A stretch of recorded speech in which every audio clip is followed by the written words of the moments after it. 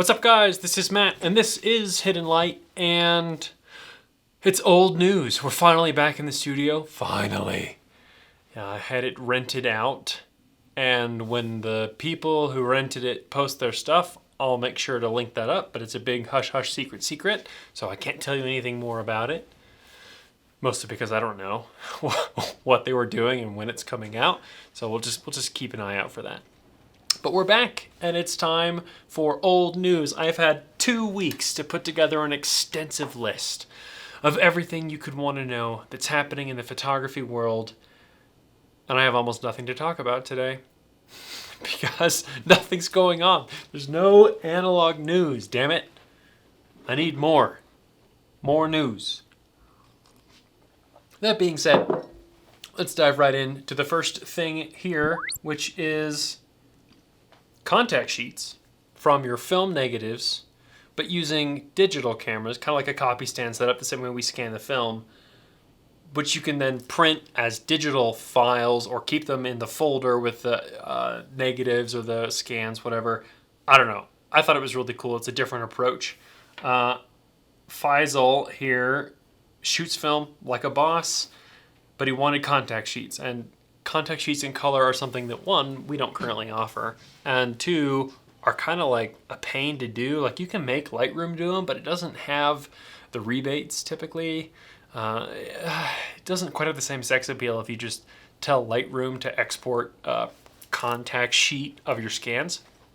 So what he does, and inspired by Getty, which if you don't own a Getty Images book, drop everything. You don't need another camera or another lens. Go buy any image that shows these incredible photographers, but specifically the contact sheets one, because holy crap, so cool. Anyway, so he's taken to making contact sheets for himself using a copy stand setup. I thought this was really cool. I hadn't ever thought about doing this, but I like the way that it shows the film rebate. If you're the kind of person who marks up your negative sleeves, which I feel like not a lot of people do that anymore, you can see that on the contact sheets too, so that's kind of cool. I'm going to try this. I'm actually going to try this today, and I'm not going to like do a whole video about it because this guy does a better job doing it than I would, but I am going to like, we'll put some stuff up so you can see, or maybe we'll do like a little video interruption and you can see what that looks like.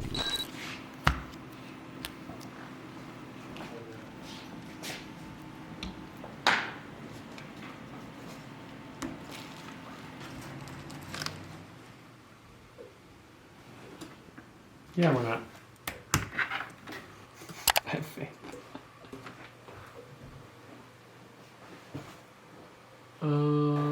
Too dumb.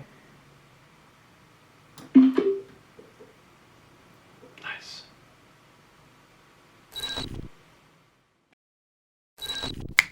Sweet. Magnum contact sheets. Fuck yeah. That's a cool one. Okay, moving on. Listen to a photographer born in 1843 talk about documenting the Wild West. So William Henry Jackson is like, he was a badass wet plate collodion traveling with assistants in a frickin' wagon with horses, photographing the Wild West when it was truly wild, when it was like unsettled, nobody was out there. This dude was photographing Yellowstone before even Ansel Adams. In fact, according to this article, he is like essentially the reason Yellowstone became a national park. So, sorry, I am waiting for a phone call from, someone fancy for another project I can't talk to you about. So I have to like watch the phone today because if I miss that call, I'm in deep trouble. Anyway, so photographing Yellowstone, wet plate collodion, we're talking late 1800s, about the time that platinum was the dominant process, and that was the way you shot pictures, is wet plate, right? You brought glass into the field, you brought your darkroom into the field. Very importantly, you brought your assistants into the field. Gotta have assistants. And you made photographs. This is really cool. Seeing the images that he shot is awesome. The interview itself, which is this YouTube video up at the top, it was shot, recorded, documented in 1941, and it sounds like it, but it's still really cool. I was listening to it this morning while I was like hanging out making breakfast. It's a vibe, but definitely worth listening to. Really cool. Just, it's going to transport you, and just embrace that. Let it transport you. It's not modern audio quality that we're used to, right? But it's cool. And the dude was like 98 or 99 when he's being interviewed. So yeah, you can hear that too. Really cool though. Old school, wet plate, love it. Super into it. Now, our best friend Ribsy has a great idea for you. Because film is stupid expensive and it's only getting worse, he suggests that we all shoot Vision 3, which is Kodak's motion picture film. And it's, if you're willing to bulk load and deal with Remjet and develop everything at home, or if you have a lab that will deal with Remjet photos, and if you're willing to get into ECN2 processing, 3 big ifs, you can save an awful lot of money and get truly gorgeous images shooting Vision 3. He does a killer job in this video.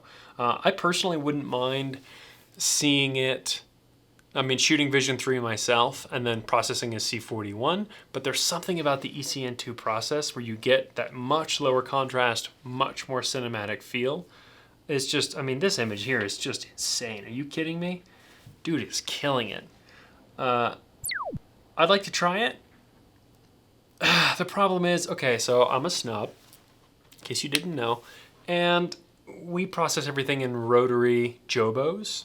And if I get Remjet all up inside those Jobos, everyone is going to be really mad at me. So I'd have to process them by hand, which is not a big deal.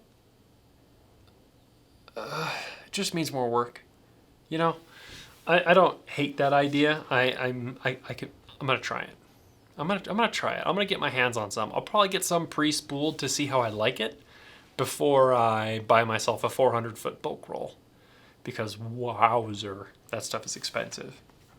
But anyway, he does a great job with this, showing off beautiful images. He even takes his negatives that he shot on Vision 3 and prints them, RA4. He's the only guy that I know who still prints color in a darkroom, like at home, in his apparently bathroom or something, which is amazing. RA4 is a bitch for reasons. Look it up. If you... darkrooms are bad, but RA4 is a whole nother level. So anyway, Ribsy, dude, killing it. You're inspiring me to get off my ass and shoot new films. So thank you. For those of you who are not subscribed to Ribsy, it's Ribsy, and he needs more subscribers. I'm subscribed. So you probably should be too. Anyway. And then this last one is just sort of a random thing that I found courtesy of Petapixel because, again, that's where I hang out. Somebody took CT scans of a bunch of random instant cameras, which is kind of cool. I don't know. I'm not really an instant camera guy, although, to be fair, that portrait I did of Moose with the Lomo Graph-Lock back is really growing on me. Like, we have it up in the shop on one of the computers, and I walk by it 1,000 times a day, and the more I look at it, the more I like it, which does not bode well for me not buying a Graph-Lock. But anyway, really cool. But yeah, the Polaroids, like, you can see all the guts of them. You can see where all the wires are. You can see, for instance, which the guy points out in the article, there are essentially no screws in a Polaroid 600. But if you go down to the Instax Mini, you can see like all of these gazillion screws holding all the plastic pieces together, which I thought was kind of crazy. Like, they're just going random directions all over the place, and you're like, what is going on? Who designed this? And then they've got like a 3D model. I don't know. They're cool. They're pretty nifty. And that's the news. What was that? Oh my God. Oh, talking about how CT scans work. We did a video, by the way, about CT scans and your film. Don't put your film through a CT scanner. It's bad. You'll notice in each of these images with these instant cameras, there's no film in them. Like you can see in this Polaroid, right where the film would go, it's down here in the base, and Yeah, you don't want to CT scan that. It would have ruined all of it, and that would have been very sad because it's expensive. Anyway, that's all I know about for the news. A couple weeks ago, we had Mike Gray here. If you haven't watched both our video and his video about his experience making his first platinum print, go check them out. They're super cool. If you have watched those videos, one thing we omitted, both of us, from those is we, being photo nerds, chose to photograph each other in this studio space. He asked to photograph me using the Hasselblad, which he did. He brought a hot light, he set it up. I shot black and white. I don't remember what film he shot, but he photographed me in a series of poses. I don't do well as a model for still photography. I can barely sit here and talk to a camera, so I look kind of awkward and ridiculous. I'll see if he'll let me put up his contact sheet, because aside from my failings as a model, I think he did reasonably well. And then I, not to be outdone, photographed him with my 8x10. And then from there, took those negatives and made prints. Platinum, of course, because that's how I roll. So that's what we're gonna see here next, is we'll just dive right into him photographing me, me photographing him, and then me making the prints that I got from that. So, ready, go. I don't think these ones change color temperature. They don't? You shoot black and white, it don't matter. Yeah, it don't matter. It's all good. Oh, okay. Keep it like this. All right. Let me get that recorded real quick. Let me use my light meter on my phone. Very sophisticated light meter. Wonderful. And it says, whatever it says, F11 at a 15th of a second. Jesus. All right. Yeah, we raising that bad boy up. You need more light. Yeah. F8.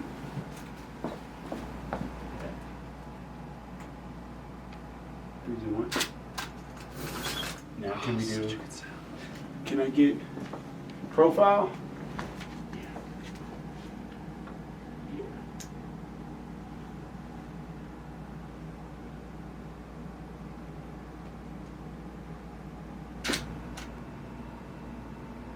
Hold that. One more.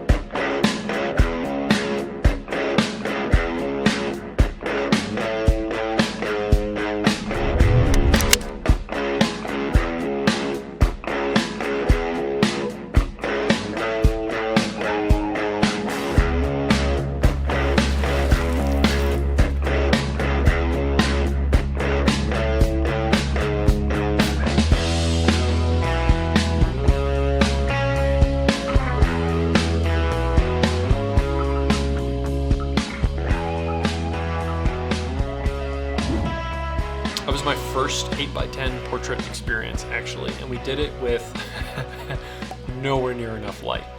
Like, we used the same key light that I have here, and we used the light that Mike brought, and I think I was shooting at like 1/8 of a second or something.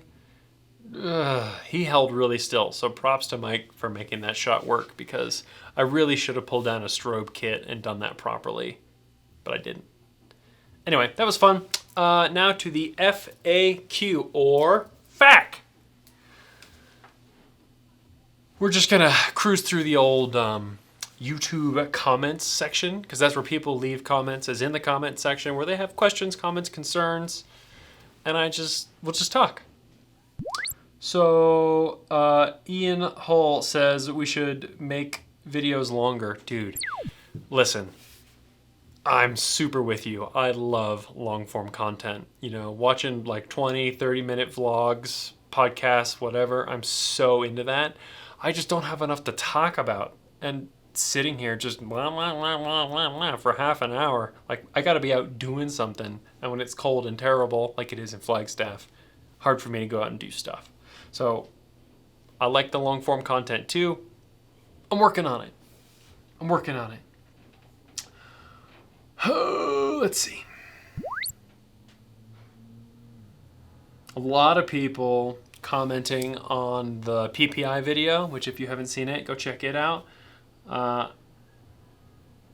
It's surprising once you allow yourself to step out of that 240 to 300 PPI range, how much it's totally fine most of the time, especially if you're a normal distance away from the print. Like, it's not a big deal. A lot of people commenting on that, which is great. If you haven't already, print your work. See what it looks like. Let's see. Matt says he's enjoying the vlogging sections. I like the vlogging sections too. I'm stoked to get back out and go shoot some stuff. I've got to like get my act together for the 8x10. I have to kind of like know where I'm going and what I'm going to shoot and where I'm going to be and what the light's going to be like to the best of my ability. I think Alex and I, once the weather chills out, are going to go up to the Grand Canyon and see if I can get a better shot from the same place I was at last time. Like that place is cool. It's a great little hike. We can get way better footage with a real intelligent human being who knows how to do video than I can. And so that's going to be something we're going to do. We just got to do it. That's all. We'll get there. I like the vlogging stuff too. It's fun. Let's see. So chemical mix. When I'm doing platinum, this is funny. So Ian's asking, my chemical mix was for the small prints was about 25. He says milliliters, but it's really 25 drops for the print, and that's about normal. You get about 10 drops per milliliter with that chemistry, plus or minus. Drop sizes aren't actually particularly accurate, so plus or minus. But if you were to do a 40 by 60 inch print, do you up the rate? So instead of 10 drops of palladium, it would be 30 drops. Yeah, so an 8x10 an 8x10 print is like a milliliter of each chemistry, right? When I do a 40 by 60 inch print, I mix about 50 milliliters of each chemistry. It's a lot. I mean, you know, especially with what palladium prices are doing right now. If you haven't seen, it's the highest it's ever been. We're well above $3,000 an ounce as of early March, thanks to worldwide shenanigans. Russia. I'm not going to say anything about that. I'm just, palladium's going up and it's getting expensive. And a 40 by 60 inch print is about 50 milliliters and an 8x10 print is about 1. So you do the math. People like the, just like me randomly printing my images as I go through, which is great because it means I get to go vlog shooting 8x10 and then come back and have Alex and we do the video of me printing all the images. So that's super cool. We're going to keep doing that. I love it. Here we go. Matt McCarthy, who I've printed for, does some amazing work, asks, you're using the hydrogen peroxide as a bleaching agent. Have you found images using hydrogen peroxide break down faster over time than the images? So I'm not actually using it as a bleaching agent. I'm using it as an oxidizer, I think. But there is no difference in terms of how the image will or won't break down. The H2O2 basically just helps me hold back those highlights and gives me higher apparent contrast. But it doesn't affect the actual longevity of the print. All it does is give me that little extra snap. You can take, say, actually almost any chemistry you want and like dribble it over a platinum print and it's not going to really make any difference. I could take just straight undiluted hydrogen peroxide and blip it on these prints and it would be fine. So yeah, don't have to worry about that. It's interesting, most of the time I don't need hydrogen peroxide when I'm using digital negatives. I've calibrated that out of the process. But when you're shooting proper negatives, large format, right? You have a lot less control about contrast and where it's coming from and what the lighting is like. I'm starting to get a hang of how I read the meter and understand how it will print, which is kind of the whole point of this process. But I don't have to deal with it on digital negatives, and I do have to deal with it on proper analog negatives just when I can't get the contrast range. That's life.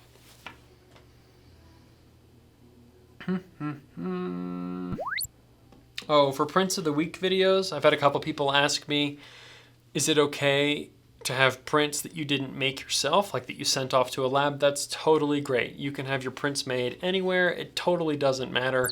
I do want to see a picture of the physical print. It can be in a frame, it can be on your table, it can be tacked on the wall, on the fridge, whatever works.